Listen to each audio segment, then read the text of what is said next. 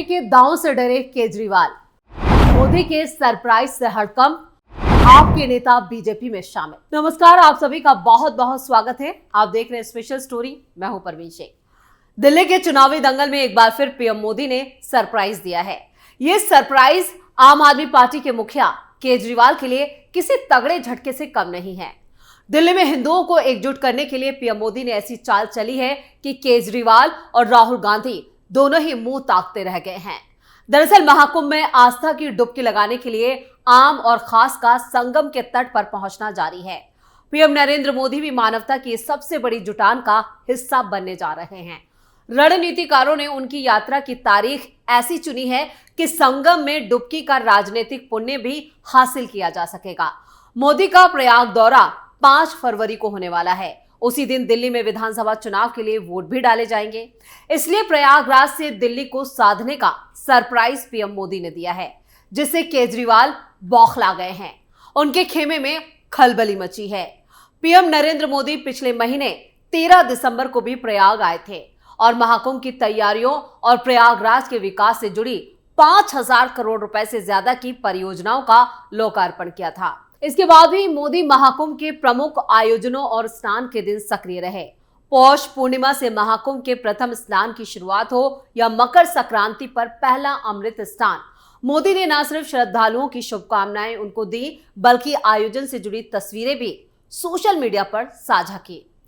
रविवार को महाकुंभ नगर के सेक्टर 19 में आग लगने की घटना के बाद भी मोदी ने सीएम योगी आदित्यनाथ से बातचीत कर पूरे घटनाक्रम की जानकारी हासिल की थी। इधर स्नान, उधर दिल्ली में मतदान। पीएम मोदी 5 फरवरी को प्रयागराज पहुंच रहे हैं और संगम में स्नान कर महाकुंभ का हिस्सा बनेंगे।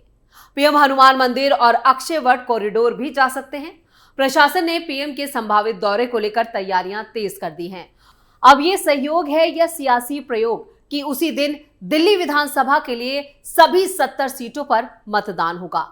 दिल्ली में बीजेपी एकमात्र 1993 में सत्ता में आई थी। उसके बाद 1998 में कुर्सी कांग्रेस के हाथ चली गई थी।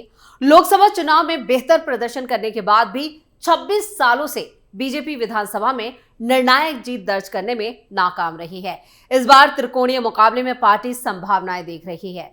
विकास के साथ हिंदुत्व की जुगलबंदी बीजेपी की चुनावी रणनीति का हिस्सा रहा है। इस बार भी यह प्रयोग आजमाया जाता हुआ दिख रहा है। यूं तो महाकुंभ में पूरे देश दुनिया के लोग आते हैं, लेकिन यूपी बिहार के लोगों की तादाद ज्यादा होती है। दिल्ली में 20% से ज्यादा वोटर पूर्वांचल के हैं, जिनका करीब 30 सीटों पर असर है। ऐसे में मतदान के दिन आस्था की डुबकी से अपेक्षाओं की चमक बढ़ाने पर भी नजर है। आस्था और राजनीति का यह सहयोग पहले भी घटता रहा है। 2019 में लोकसभा चुनाव के आखिरी चरण का प्रचार खत्म होने के बाद मोदी केदारनाथ में ध्यान लगाने चले गए थे। अगले दिन वो बद्रीनाथ में दर्शन कर रहे थे और देश में आखिरी चरण का मतदान चल रहा था। इस बार भी आखिरी चरण के चुनाव के दिन जब पीएम कन्याकुमारी से आध्यात्मिक शांति पाने की प्रक्रिया में जुटे थे, मतदाता आखिरी चरण के लिए वोटिंग के जरिए देश का सियासी भविष्य तय करने में जुटे थे। हालांकि बीजेपी का इस दौरे को लेकर कहना है, पीएम का दौरा फरवरी के पहले हफ्ते में इसलिए तय हुआ है क्योंकि 3 फरवरी तक महाकुंभ में प्रमुख स्नान है। उनके पहले आने से सुरक्षा व्यवस्था और प्रोटोकॉल के कारण श्रद्धालुओं को असुविधा होती है। इसलिए पीएम ने प्रमुख स्नान और आयोजनों के बाद महाकुंभ में आने का निर्णय लिया है। आम आदमी पार्टी के मुखिया इस वक्त दिल्ली में चौतरफा घिर चुके हैं। एक तरफ बीजेपी लगातार केजरीवाल और उनकी पार्टी के नेताओं को एक्सपोज कर रही है, तो दूसरी तरफ बीजेपी के मैनिफेस्टो ने भी उनकी मुश्किलों में इजाफा कर दिया है। मुफ्त रेवड़ियां बांटने में अब केजरीवाल को पीछे छोड़ते हुए बीजेपी बाजी मारती दिख रही है, जिससे केजरीवाल बौखला गए हैं। उन्होंने बीजेपी के घोषणा पत्र को लेकर बीजेपी पर ही तीखा हमला बोला है। केजरीवाल ने कहा है कि केंद्र में सत्ता पर काबिज बीजेपी का घोषणा पत्र दिल्ली और देश के लिए खतरनाक है। बीजेपी ने अब तक 2 संकल्प पत्र जारी किए हैं। दूसरे संकल्प पत्र को लेकर केजरीवाल ने कहा है कि भाजपा सत्ता में आती है तो सरकारी स्कूलों में शिक्षा बंद कर देगी। दोनों दिल्ली और देश के लिए खतरनाक हैं।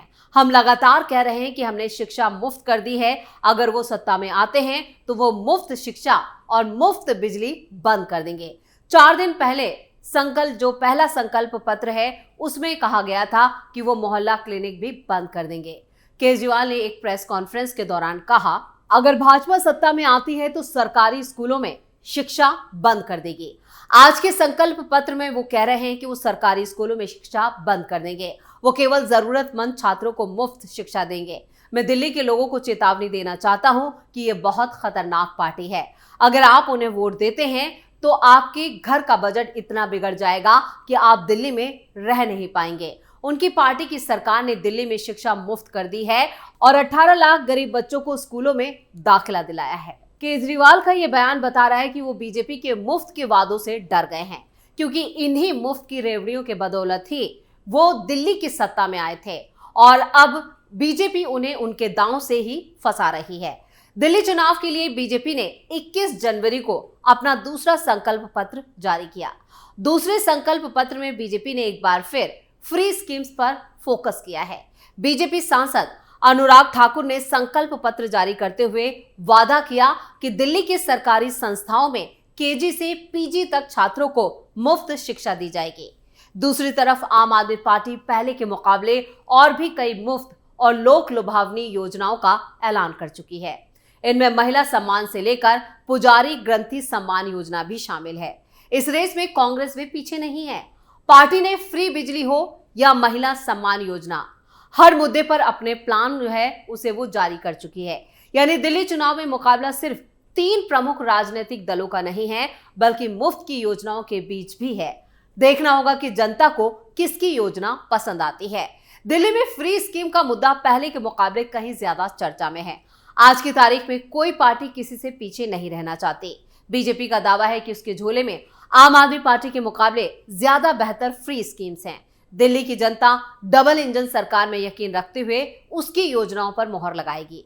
वहीं आम आदमी पार्टी का कहना है कि बीजेपी और कांग्रेस हमारी सरकार की योजनाओं की नकल कर रही है, लेकिन अहम सवाल तो ये है कि देश की राजधानी में रहने वाले लोगों को इन फ्री की स्कीम्स की आखिर कितनी जरूरत है। देश के बाकी राज्यों के मुकाबले दिल्ली में कितनी गरीबी है, कितनी बेरोजगारी है, या फिर प्रति व्यक्ति आय दूसरे राज्यों के मुकाबले कितनी है, या ये योजनाएं महज चुनाव जीतने और एक दूसरे को सियासी पटकनी देने का औजार हैं। दिल्ली के गरीब दूसरे राज्यों से अलग। दिल्ली में प्रति व्यक्ति आय ज्यादा और बेरोजगारी दर कम होने के बावजूद दिल्ली की जीवन शैली अलग है। लेकिन यह भी सच है कि छोटे शहर और गांव में जीवन यापन और महानगरों के जीवन यापन में फर्क होता है। दिल्ली में देश भर से गरीबों और बेरोजगारों का पलायन होता है। पिछड़े राज्यों से लोग कामकाज की तलाश में और बेहतर गुजर बसर के लिए दिल्ली आते हैं।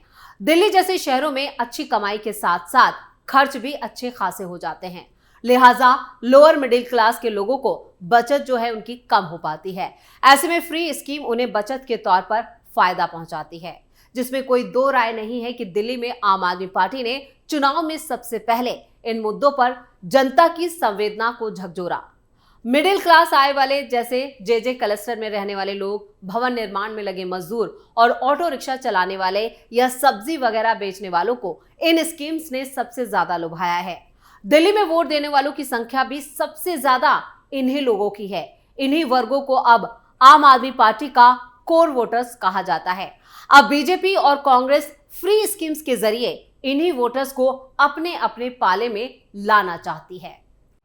गरीबों पर कांग्रेस और बीजेपी की नजर। पिछले दिनों बीजेपी के राष्ट्रीय अध्यक्ष जेपी नड्डा ने संकल्प पत्र का पहला भाग जारी करते हुए दिल्ली के लिए मुफ्त की योजनाओं का ऐलान किया था। उन्होंने कहा था कि दिल्ली सरकार की जन कल्याणकारी योजनाएं बीजेपी की सरकार आने पर भी जारी रहेंगी, उन्हें बंद नहीं किया जाएगा।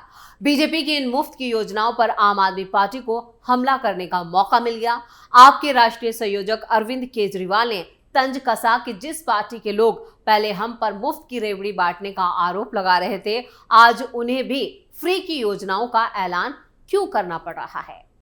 जनता किसकी फ्री पर देगी वोट। करीब 26 साल से बीजेपी सत्ता से दूर है। केंद्र में 3 बार से प्रधानमंत्री नरेंद्र मोदी के नेतृत्व में एनडीए की सरकार है। बीजेपी लगातार कई राज्यों में विजेता पार्टी बनकर उभरी है। दिल्ली की 7 लोकसभा सीट पर भी बीजेपी का कब्जा है, लेकिन विधानसभा चुनावों में बार बार हार का सामना करना पड़ता है। लिहाजा पार्टी हर कीमत पर दिल्ली की कुर्सी हासिल करना चाहती है। बीजेपी आम आदमी पार्टी की सत्ता को उसकी शैली में ही काटना चाहती है। वहीं कांग्रेस शीला दीक्षित का विरोध करने की मुहिम और पार्टी की करारी हार को भूली नहीं है। कांग्रेस ने भी फ्री स्कीमों और लोक लुभावनी योजनाओं के साथ आम आदमी पार्टी की सरकार पर हमला बोल दिया है। ये देखना दिलचस्प होगा कि जनता को किस पार्टी की फ्री स्कीम सबसे ज्यादा पसंद आती है। यानी दिल्ली में मुफ्त की योजनाएं और मुफ्त के वादे जो योजनाएं लागू करने के बाद तीनों ही पार्टियां कर रही हैं, और तीनों ही पार्टियों के बीच कौन सबसे ज्यादा मुफ्त की योजनाएं लेकर आ रहा है और जनता को लुभा रहा है, इसकी होड़ लगी हुई है। और अब तो ऐसा लग रहा है कि बीजेपी तीनों पार्टियों में सबसे आगे निकल गई है। यानी उसने आम आदमी पार्टी को भी मात दी है, साथ ही साथ कांग्रेस तो इन योजनाओं में और पीछे हो गई है। यानी बीजेपी लगातार एक के बाद एक कई लोक लुभावन योजनाओं का ऐलान कर रही है, जिसको लेकर केजरीवाल को अपनी जमीन खिसकती हुई नजर आ रही है। स्पेशल स्टोरी में इतना ही। वीडियो कैसा लगा कमेंट करके अपनी राय जरूर दें। वीडियो को लाइक करें, शेयर करें और कैपिटल टीवी को सब्सक्राइब जरूर करें। धन्यवाद।